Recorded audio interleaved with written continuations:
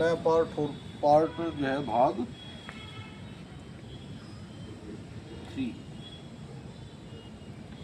120 वस्तुओं को बेचने पर, क्वेश्चन है 120 वस्तुओं को बेचने पर, अर्थात 120 वस्तुओं का जो एसपी है, 120 वस्तुओं को बेचने पर हमें दिया है एसपी बराबर 120,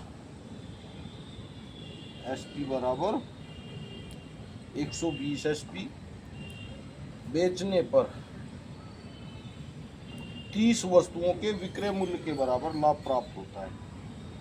प्रॉफिट जो होता है वो 30 वस्तुओं के विक्रय मूल्य अर्थात एसपी के बराबर होता है। तो वस्तुओं का हमें क्या बताना था, क्रय मूल्य बताना था।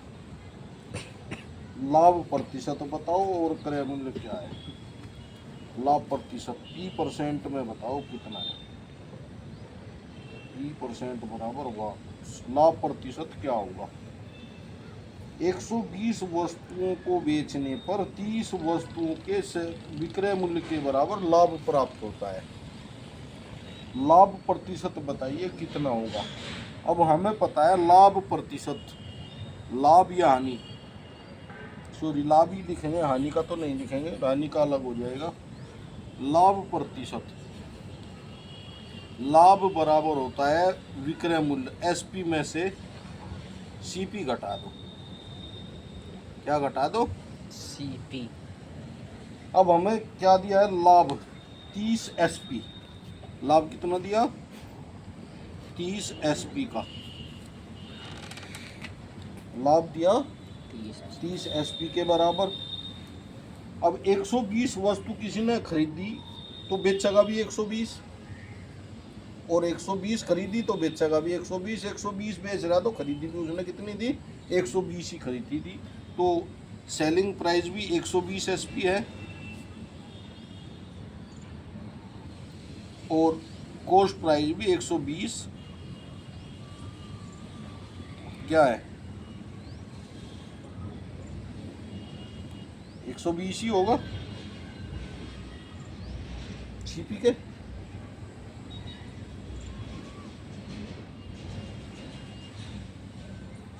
ये भी कितने का होगा, 120 सीपी के बराबर होगा। यहाँ तक समझ में आ रही सारी।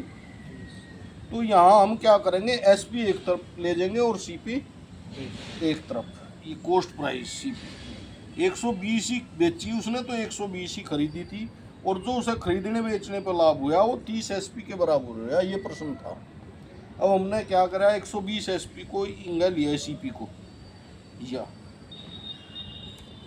120 सीपी बराबर कितना, उधर लेके 30 एसपी घटा दिए तो 90 एसपी रह गए। 90 एसपी आया समझ में। 120 में से 30 एसपी गए तो 90 एसपी बचेंगे।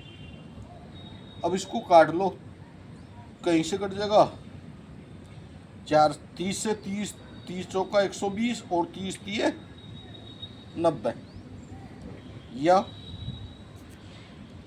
सीपी बटे जो एसपी है इंगे गुणा में इंगे लियो, सीपी बटे एसपी बराबर कितना,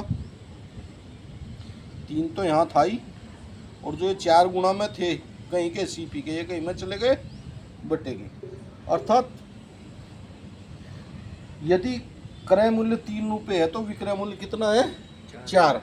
अर्थात प्रॉफिट कितना हुआ, 1 रुपये। इसलिए प्रॉफिट, इसलिए क्रय मूल्य या विक्रय मूल्य का जो है अनुपात कितना, 3:4 आ गया। क्या आ गया, अर्थात कोई वस्तु 3 रुपये में खरीदी गई तो 4 रुपये में बेच दी गई, तो प्रॉफिट कितना हुआ, 1 रुपये का। और प्रॉफिट, इसलिए प्रॉफिट परसेंट क्या हो, P%। प्रॉफिट बटे क्रय मूल्य, क्रय मूल्य कितना है भाई, 3 रुपये कितना है, और गुणा 100%।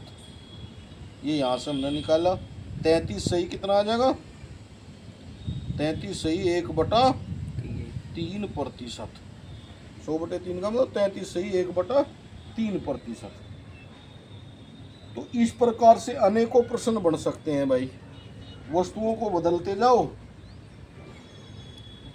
और ऐसे जैसे प्रॉफिट का है लॉस का भी हो जाएगा। अगला प्रश्न एक लॉस का बता दें, ठीक है। ये पहली वीडियो में छूट गए थे इसलिए हम एक बार और समझ लें। ये कह रहे 120 वस्तुओं को बेचने पर 30 वस्तुओं के विक्रय मूल्य के बराबर जो है लाभ प्राप्त होता है, तो लाभ प्रतिशत बताइए। लाभ हो रहा तो लाभ ही पूछेंगे। यदि कई बार इतनी बेचने पर इतना होता है, लाभ या हानि भी पूछ लेते हैं। अब यहाँ लाभ दिया तो इन्होंने लाभ ही प्रतिशत निकाल लेंगे हम। एसपी कितना 120 वस्तुएं बेची तो खरीदी भी कितनी थी, 120 ही वस्तुएं उसने खरीदी थी। उसको जो खरीदने पर बेचने पर लाभ हुआ वो 30 एसपी के बराबर हुआ, ये बता सेलिंग प्राइस की। तो 30 सेलिंग प्राइस बराबर 120 एसपी माइनस 120 सीपी, अर्थात 120 वस्तुओं का जो सेलिंग प्राइस है वो उसमें से 120 वस्तुओं के कॉस्ट प्राइस में से घटा दे तो 30 एसपी जो है उसका प्रॉफिट आ गया। अब हमने क्या किया, सीपी को तो इधर लिए, कॉस्ट प्राइस माइनस था, इधर आ गया 120 प्लस के हो गए, और ये 30 120 में से गए तो 90 बच गए सेलिंग प्राइस। अब हमने 30 से काट दिया, 30 दिया 30 चौका 120 और 30 दिए 90, या सीपी बटे एसपी बराबर 3/4।